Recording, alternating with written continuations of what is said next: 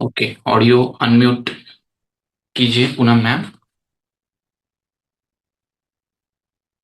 Poonam ma'am, मतलब अभी हमारे पास दो तीन साधकों का नाम पूनम है। ठीक है, मैं किसको बोल रहा हूँ? जिन्होंने प्रेगनेंसी में जिनको रिजल्ट मिला है उनको बोला मैंने। ठीक है। हाँ, बाकी साधक अनुलोम विलोम प्राणायाम शुरू कीजिए। अनुलोम विलोम प्राणायाम चालू रखिए। और आप चाहो तो आंखें ओपन रख सकते हो। ठीक है। हाँ। तो एक मिनट।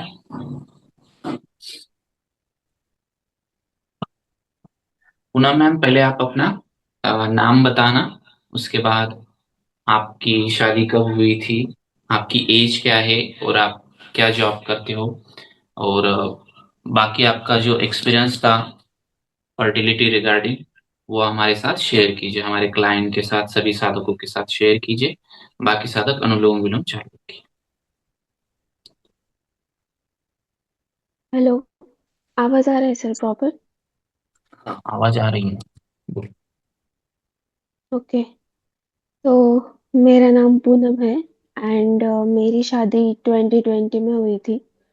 एंड उसके बाद फिर मतलब मैंने प्रेगनेंसी आफ्टर 4 इयर्स प्लान किया एंड देन मेरा एक मिसकैरेज हो चुका है। उसके बाद फिर मैं जब ट्राई कर रही थी देन मैंने 5-6 महीने ट्राई किया देन होने रिजल्ट नहीं मिल रहा था, मतलब देन डॉक्टर का ट्रीटमेंट लिया।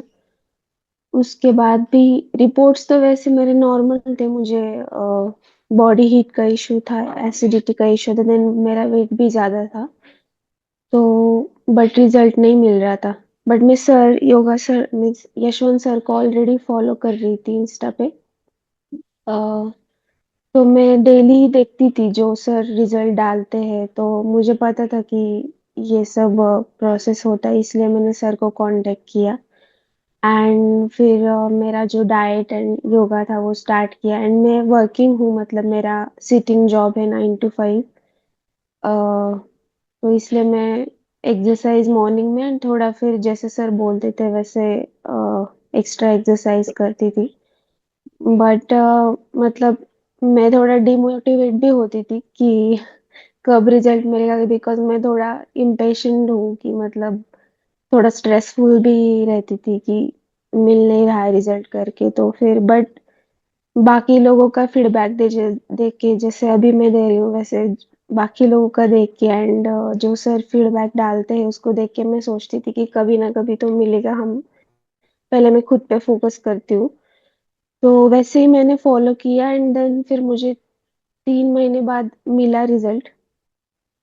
तो यही है मेरा मतलब फीडबैक की। और स्पेशली थोड़ा मेंटल स्ट्रेस भी था मुझे, मतलब वर्किंग स्ट्रेस वो सब।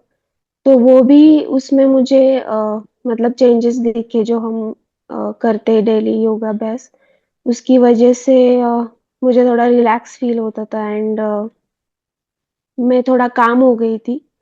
थोड़ा मेरा चिड़चिड़ापन जो पहले होता था वो कम हो गया था और ओवर थिंकिंग भी कम हुई उसकी वजह से। तो एंड वेट लॉस भी हुआ मेरा एंड रिजल्ट मिला फिर मुझे 3 महीने बाद। तो प्रेगनेंसी कंफर्म होने से पहले सबसे बड़ा मैम के लिए चैलेंज ये था कि वो स्ट्रेस को मैनेज करे। और दूसरा उनका वेट वेट भी थोड़ा ज्यादा था, बेली फैट का इशू था। तो हमने क्या किया, 2-3 मंथ में पहले वेट उनका कम कर लिया। मतलब मेरा तो यही सजेशन था उनको कि पहले आप बॉडी फिट कर लो। एक बार आपकी बॉडी फिट हो जाएगी ना, आपको पता भी नहीं चलेगा, इतना सरप्राइजिंगली आपको रिजल्ट मिल जाएगा। ठीक है, एकदम मिरेकल रिजल्ट रहेगा। बट एक होता है कि कई बार अगर कोई बताता भी है तो भी इतना ज्यादा हमें विश्वास नहीं होता, बिलीफ नहीं होता। बट जब वो किसी क्लाइंट का वीडियो देखते हैं मोटिवेटिंग, ठीक है, तब उनको थोड़ा सा और मोटिवेशन मिलता है। मतलब सिर्फ मेरे बोलने से होता है क्या? नहीं। आप आपकी जो प्रॉब्लम है, उस प्रॉब्लम को जो फेस कर रहा है, उसका जब सुनते हो, खुद का जो फीडबैक है, तो आपको फील होता है कि नहीं, इनको अगर रिजल्ट मिला है, इनको भी प्रॉब्लम थी, तो हमें भी सेम रिजल्ट मिल सकता है। तो यही कारण होता है कि जिनको भी रिजल्ट मिलता है उनसे मैं फीडबैक क्यों लेता हूँ, क्योंकि हमारे जो क्लाइंट्स होते हैं वो सेम प्रॉब्लम जो फेस कर रहा है उनका सुन के ही मोटिवेट हो पाते हैं। मतलब मैं कितना भी बोलूं कि आप करो, आपको जल्दी रिजल्ट मिल जाएगा, तो इतना मेरा नहीं सुनोगे।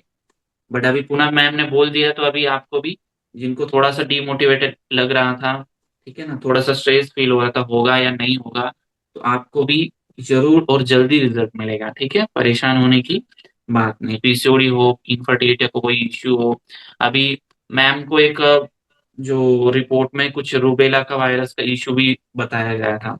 कल ही मेरे एक 2-3 दिन पहले एक क्लाइंट थे, उनको भी यही इशू था कि सर मुझे तो रूबेला वायरस का इशू बताया है, फिर होगा नहीं होगा।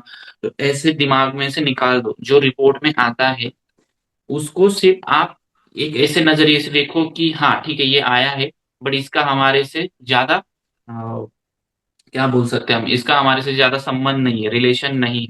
हमारा जो फोकस रहेगा वो मेंटल हेल्थ पे रहेगा, क्योंकि आजकल जो प्रॉब्लम्स क्रिएट होते हैं वो मन से होते हैं। ठीक है, पहले जो दिक्कत है, जो डिसीज है, वो आपकी सोच से आता है, ना कि आपके ब्लड में क्या है, क्या इश्यू चल रहा है अभी। क्योंकि ब्लड का जो इश्यू है उसे आपको अगर क्योर करना है, पहले आपको अपने मन को कंट्रोल करना पड़ेगा। ठीक है ना, आपका ओवर थिंकिंग आपको मैनेज करना पड़ेगा, बाकी सारी चीजें, खान पान का चीजें मैनेज करनी पड़ेगी। डाइट करते वक्त कोई तकलीफ हुई क्या मैम आपको? कोई ऐसा लगा कि बहुत तकलीफ हो रही है नहीं या नहीं, फिर योगा करते वक्त? मुझे तकलीफ तो नहीं हुई कुछ। डाइट योगा करते वक्त ऐसा कुछ नहीं, लगा? बट कभी कभी होता तो।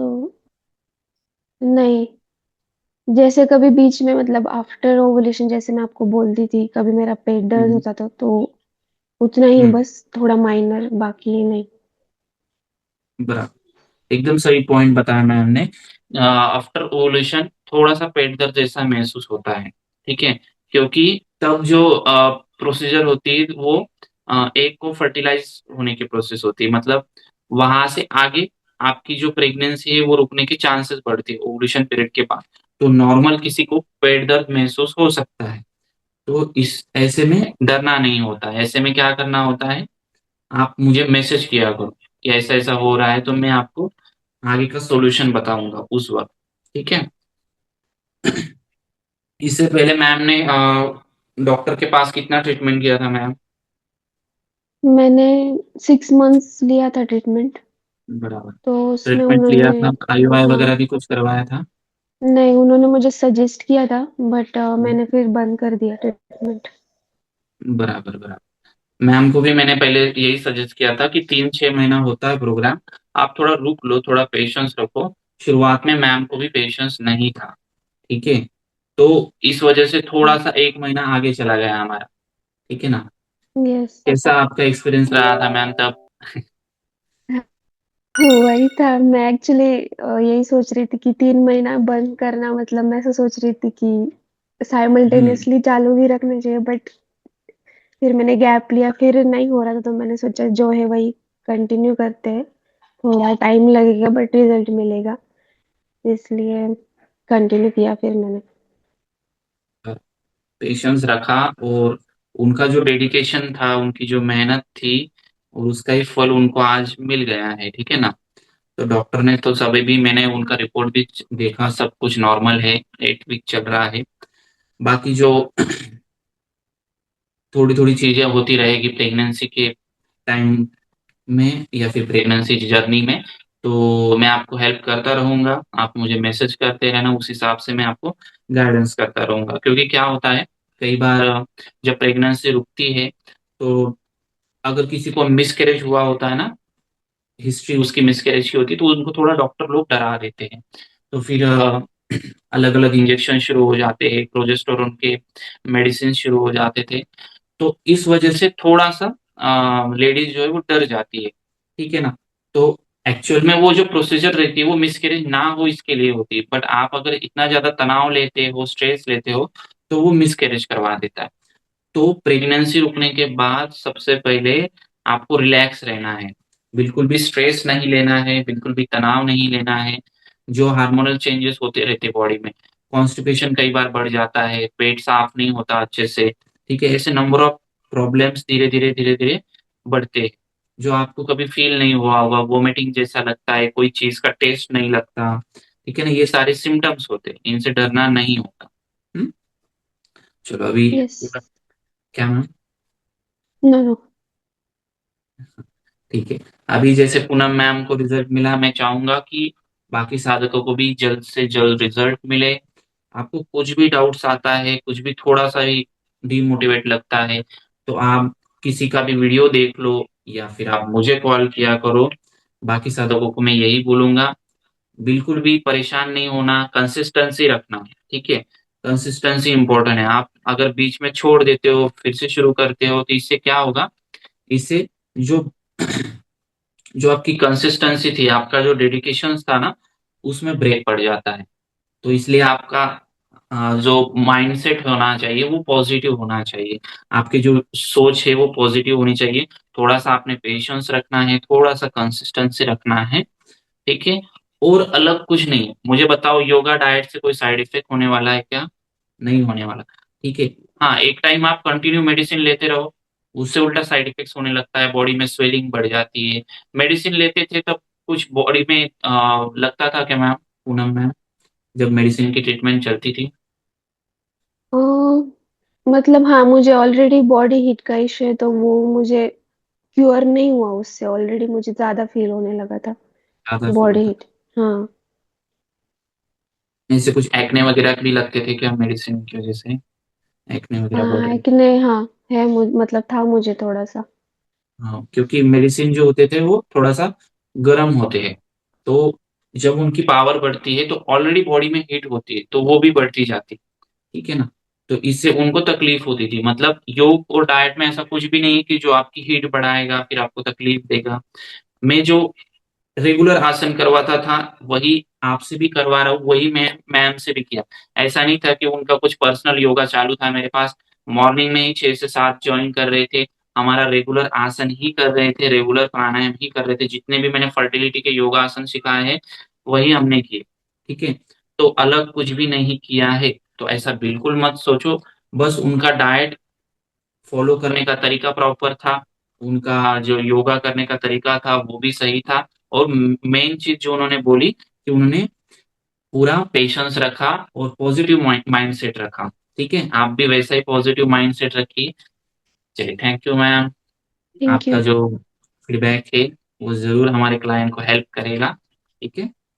Yes. Thank you. Thank you.